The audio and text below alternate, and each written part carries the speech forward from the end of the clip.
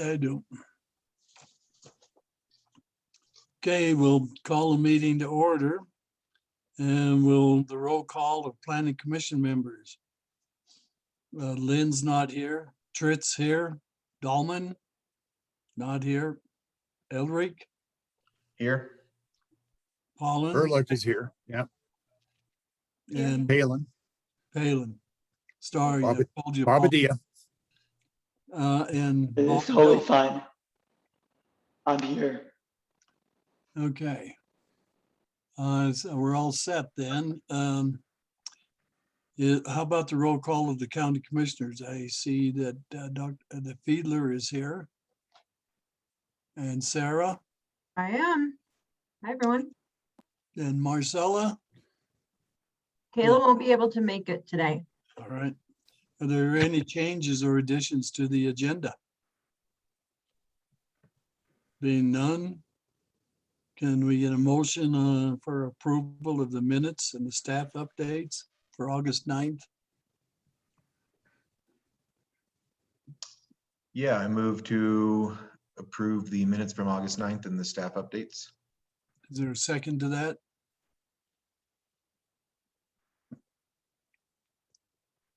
Loopy, Aaron, second? Loopy can't do that.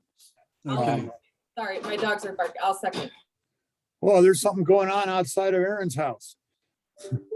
yeah. Okay, then the minutes have approved. The old business, first thing is the backcountry zone creation. Howard, I would like to, I've got a screen share. I had just emailed everyone. I've got a limited amount of time this evening to share with the group. So I was going to ask if it would be okay. I didn't realize Heather wasn't going to be here.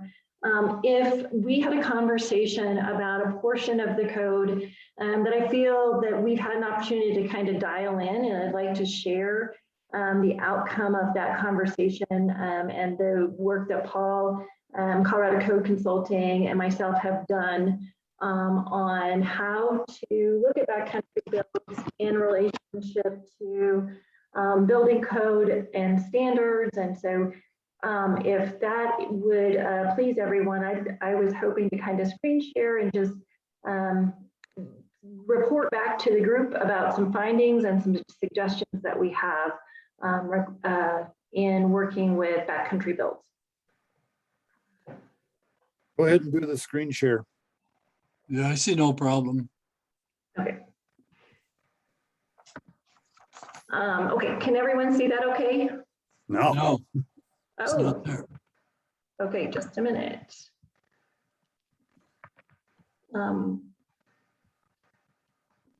Okay, how about now? Yeah. Good. All right, okay.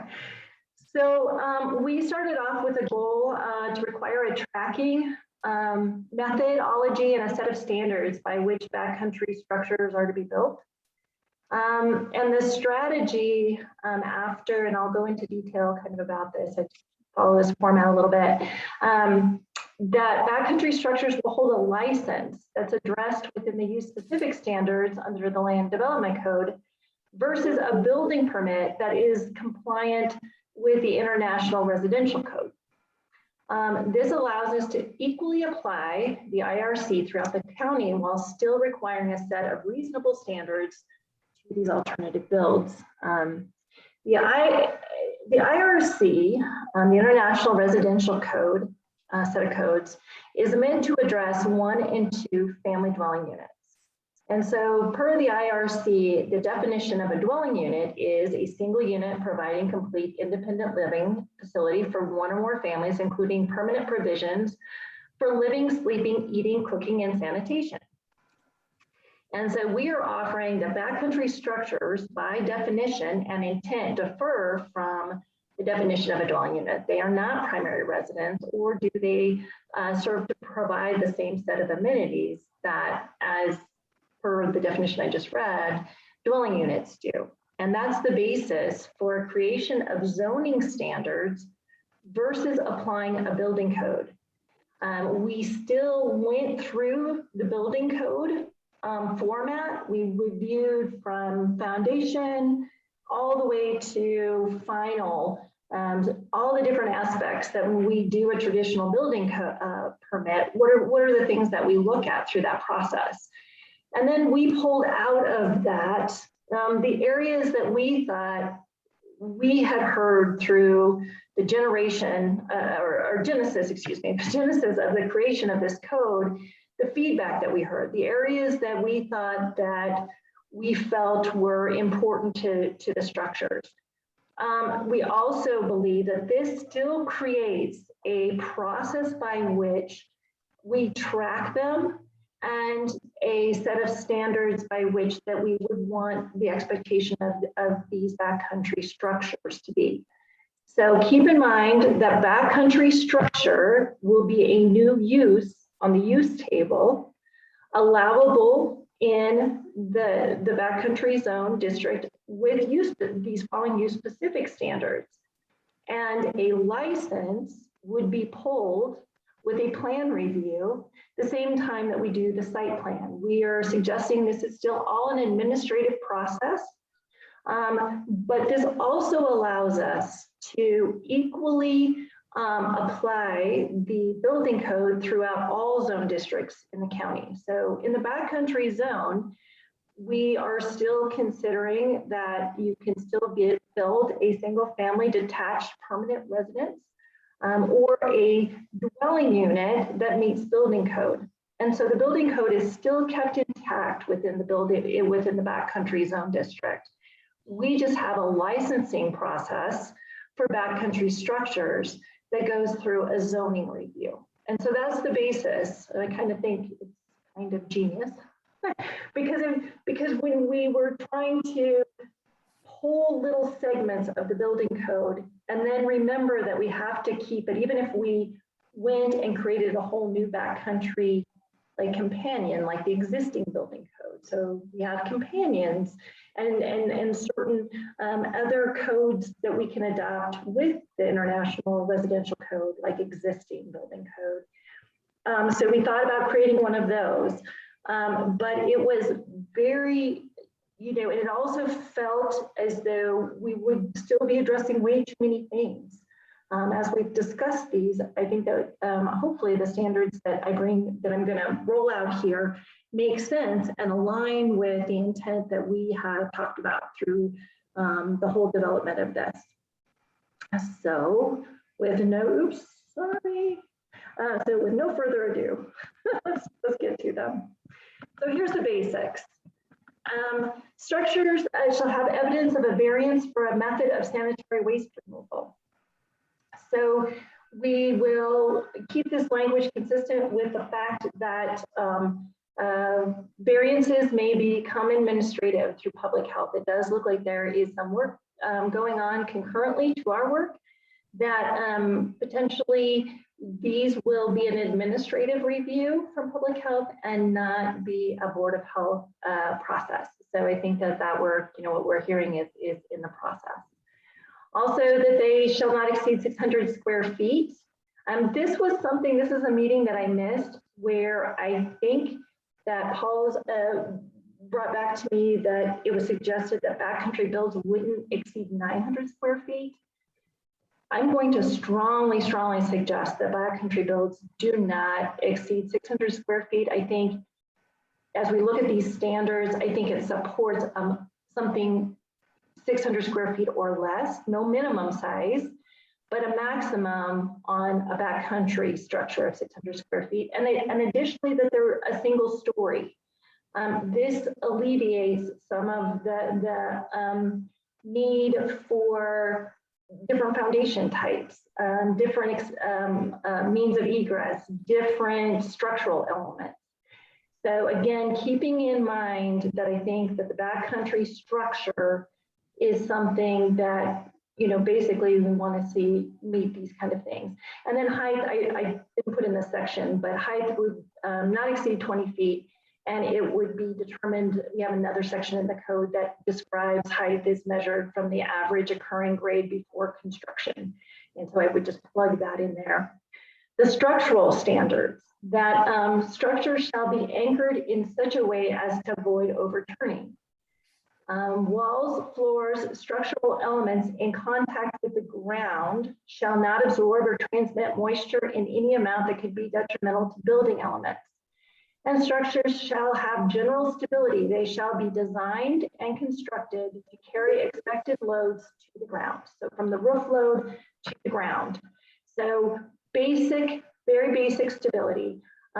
Make sure that it's anchored properly so that we don't have an overturning or that it's consistent with wind speed.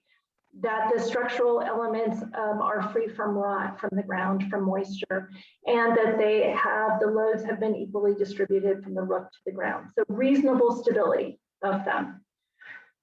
Inspections, structural yes. And does that last statement include mechanical connections?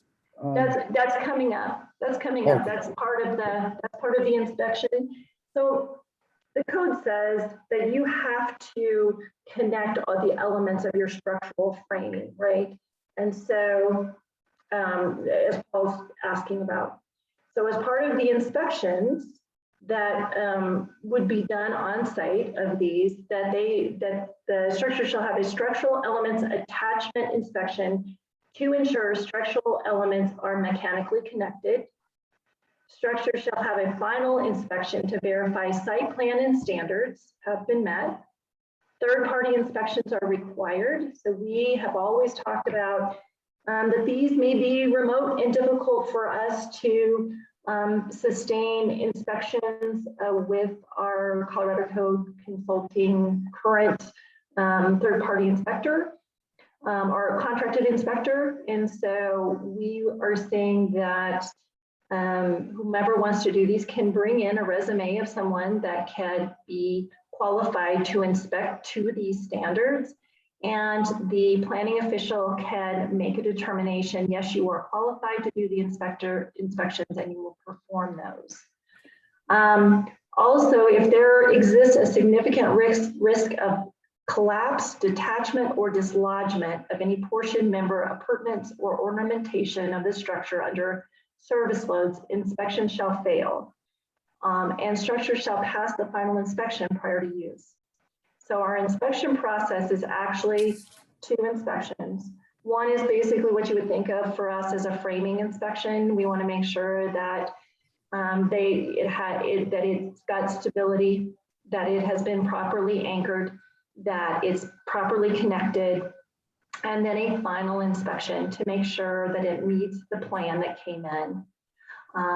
Keep in mind that all yurts that we would get come with a set of manufactured specs. So those are set up and inspected. So when the inspector goes out, he's just making sure that they've done it per the manufactured specs.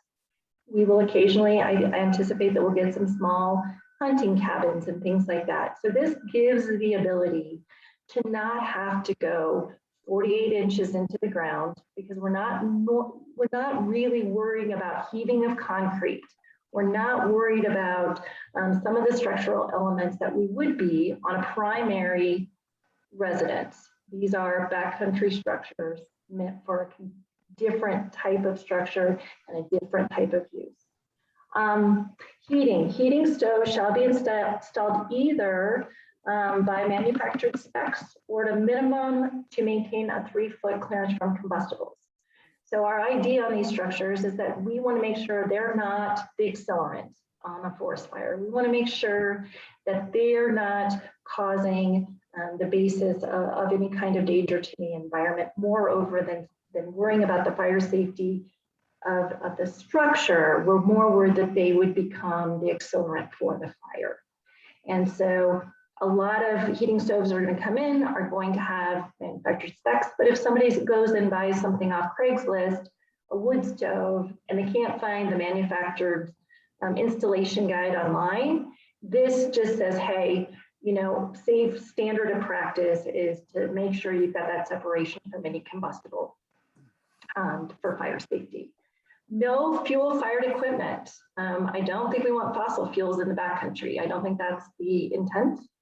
So we put in no fuel fired equipment except for removable cooking appliances that have portable tanks And then we put no larger than 20 pounds. And we, again, didn't think that we wanted larger tanks, fuel tanks being left in the backcountry. Egress. So again, we had to think about reasonable amount of egress from a structure. So if there are one room, they have a minimum of one front door, really basic. But if somebody builds a sleeping room attached to them, that there's at least one operable window with a 5 square foot opening in any room that would be used for sleeping. So just reasonable accessibility. Or not accessibility, I should say egress, specifically egress, not accessibility. User safety, battery operated smoke alarms are required in the common areas in each sleeping room. And any interior foam plastic shall be covered by drywall, metal, or OSB. So if they've used any kind of material that has a foam-based interior, we don't care about exterior. We're not worried about moisture barriers and vapor barriers. But we are, the foam plastics, if they catch on fire, they emit a toxic gas. So we do want to make sure that they're covered if someone would use those kind of materials. And then to just bring this all back together, these are the standards that the code, the building code, allows for what we call alternative methods. Alternative methods are something that you can bring something to us, and we can then, the planning official can run it through a test, take it to their code professionals, use reasonable judgment. Is there an alternative to these standards that you would like us to consider that they still think meet the intent of the standards? So it's that safety valve of like, if we haven't covered something, bring us in an alternative method and we'll go through the process and review that and see if it makes sense to allow an alternative to these. These are just standards. They're not overly onerous. They're not overly regulatory. And we went with very basics because that is our belief what the intent of these structures are for. And so I would love to hear thoughts or questions. If you guys are as excited about these as we are, or, love for you to kind of blow some holes through them and say, hey, listen, maybe we should think a little bit closer about A, B, and C. So.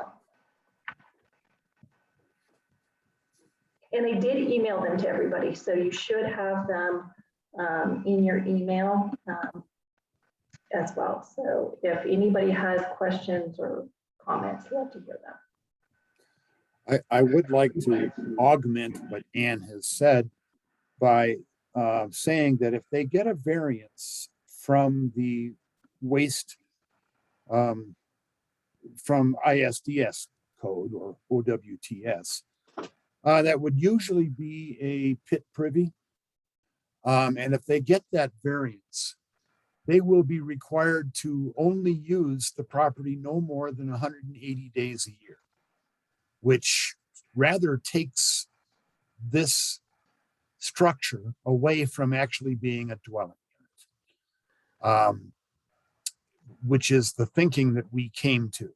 And these are not, as Ann had said, these will be listed, or these building standards will be listed in the zone district rather than as a separate building code. They are building standards, they are not a code.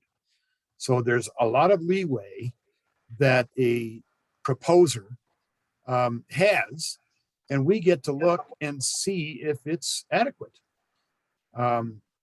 There's a lot of circumstances in which a potential proposer won't be able to receive emergency services, may not even have cell service. As we think about that, maybe something less than an actual dwelling unit ought to be allowed. This is really only habitable space. It isn't a dwelling unit. So it will be subject to, as Ann had said, a third-party inspector, subject to approval by me. And there will only be what, Ann, did we say 2 inspections? Yes. One is When- basically a framing inspection. And then there is a final inspection. And I don't think we'll be issuing certificates of occupancy, although I haven't vetted that entirely yet.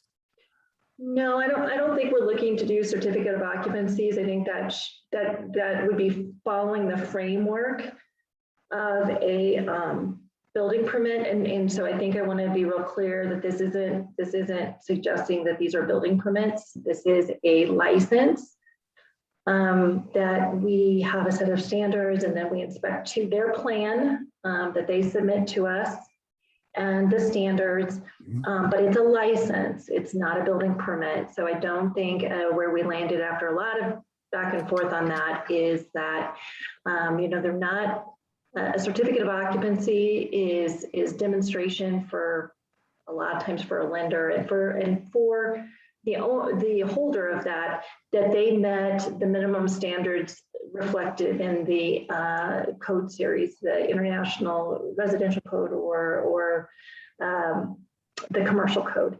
So that is typically the basis of those. And so I would suggest that they're not, certificate of occupancy probably is not the way that we would go. It would just be that the license was complete. One other quick thing that I just wanted to add, the definition in the backcountry, and I'm happy to, I could go grab that and share it real quick.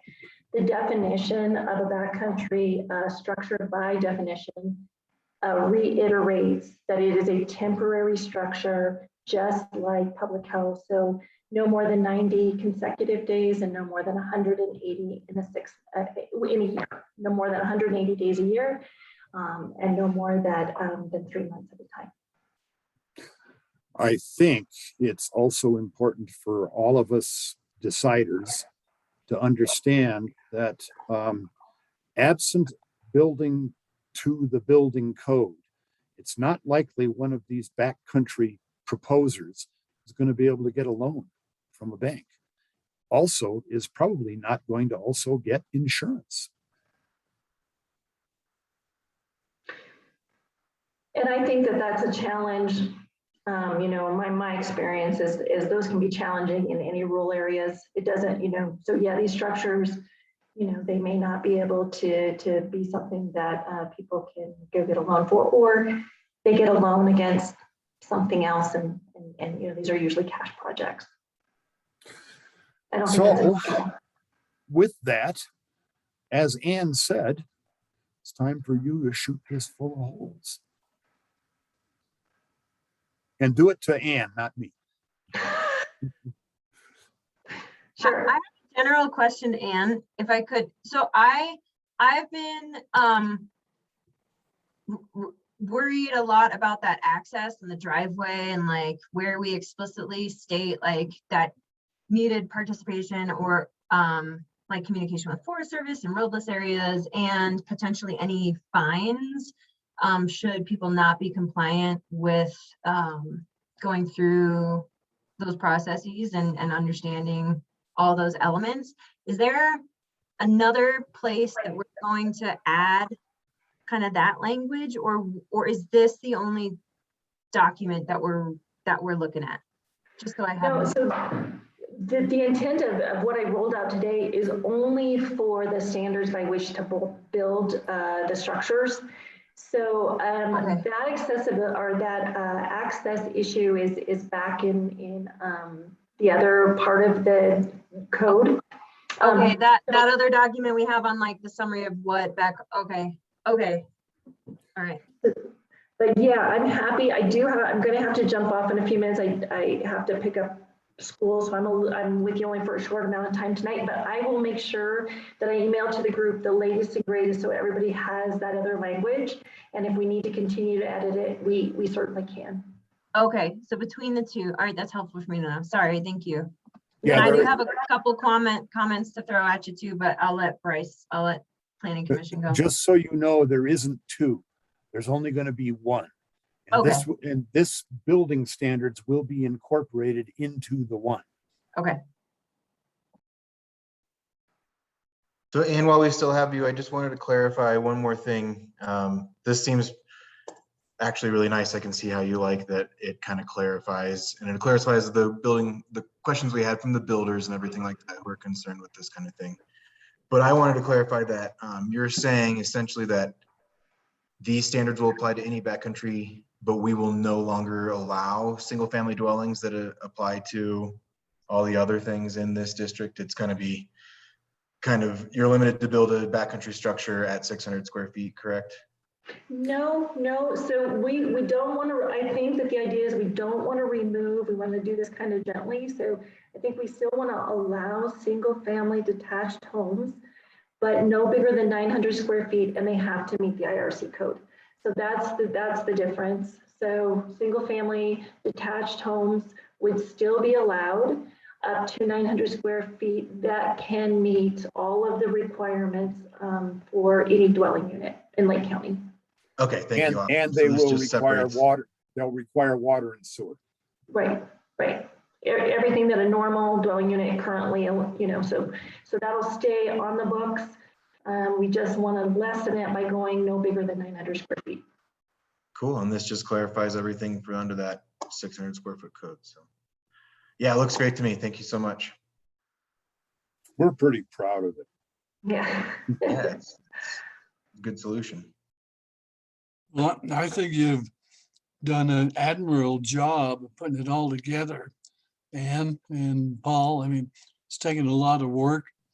And, I really like the idea of the license thing. And I mean, that's a good way to designate between the two.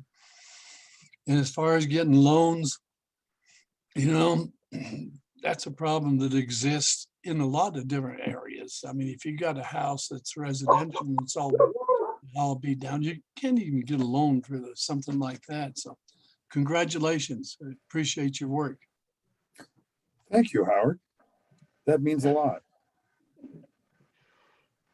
Yeah, this feels really good. I echo that. Thank you guys very much. I mean, one question, and I think at the end saying alternative methods may be proposed and reviewed, because I had a question about the 2-story, but I get we're trying to keep it to a really temporary structure. So I can appreciate that. And should something else be proposed, then it's open for consideration. I think my one maybe stick is the fuel and the cooking appliance, because if we're saying that we can have a 90-day limit, I mean, we take 20-pound fuel things on the river and it lasts 4 days. So I mean, having people haul that in and out, or having 20 small canisters up in a spot, or I don't know. I don't necessarily, unless I'm missing something, which I'm happy to hear, I don't necessarily have heartburn over allowing larger, propane containers, but I'm wondering what others might feel about that with their experience. How would you feel about more than one? This is a barbecue bottle of propane. How would you feel that we'll let them take as many as they want, but they're held to a maximum of 20 pounds? Well, I agree. I understand what Sarah's saying. First off, a 20-pound bottle, that is just a small bottle for barbecue size, right? Yeah. And Yeah. if one of them only lasts for 4 days, and they're going to be up there 90 days, you're going to let them bring up 4, 5 of those, then you might as well have a big one up there. So, But that has to be filled off-site and taken up. So now we're talking about a vessel that has to be filled on site, and that means. So the intent when we were doing this was that to avoid standard size propane tanks, for that very reason, for having to have them site build and stuff. So I think we're open to what makes sense. I don't want to set ourselves up for failure in here. So yeah, if there is something better, or maybe it's that cooking appliances with only portable tanks. Yeah. You know, Well, maybe- maybe it's just Paul portable makes versus sense. that.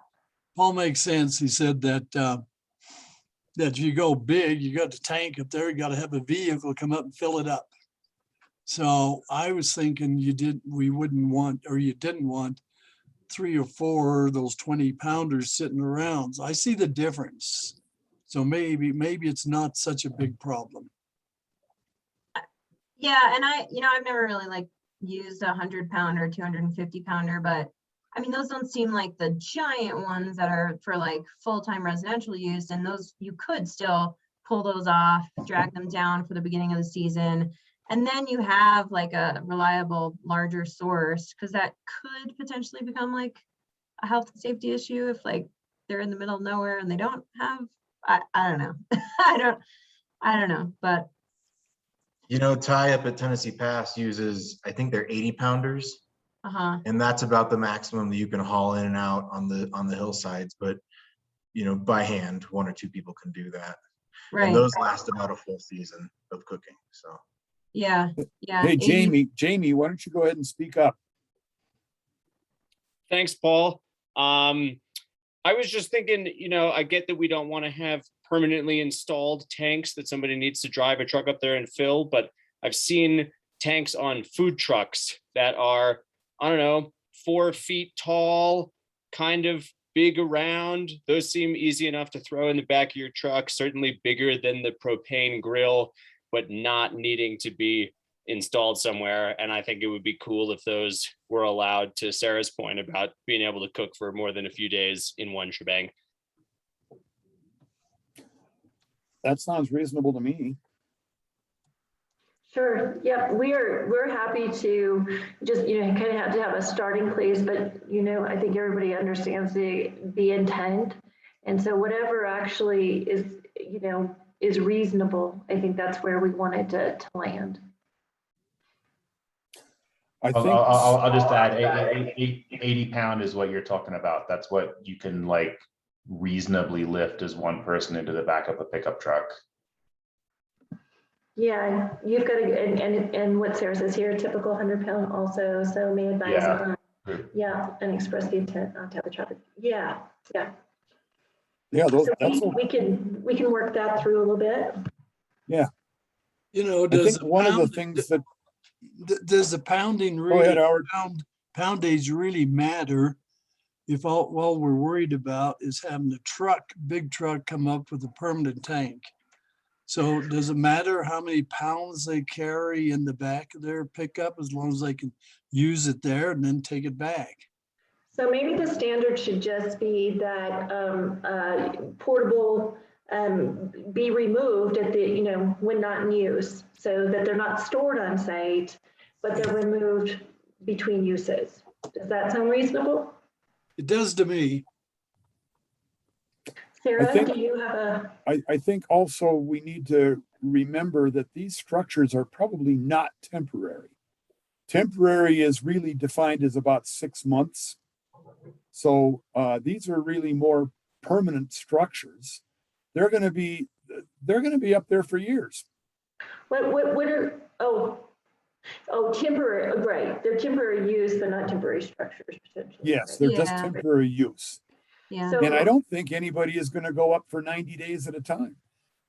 I mean, these are intended as ski-in huts and hunters' cabins and things Yeah. like that. But they could use it for that amount, for 90 days. So we want to consider that. But. So whatever, Sarah, did you have a thought about them not being, transported back and forth, or?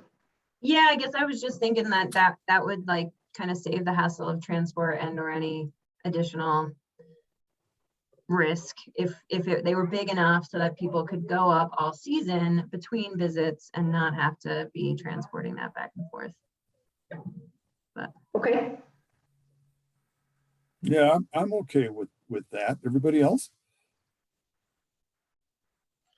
I like the idea of keeping it to something that reasonably can be moved by, humans instead of equipment or trucks.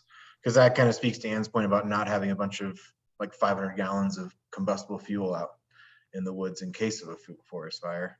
Kind of splits the balance or splits the difference rather between size and use.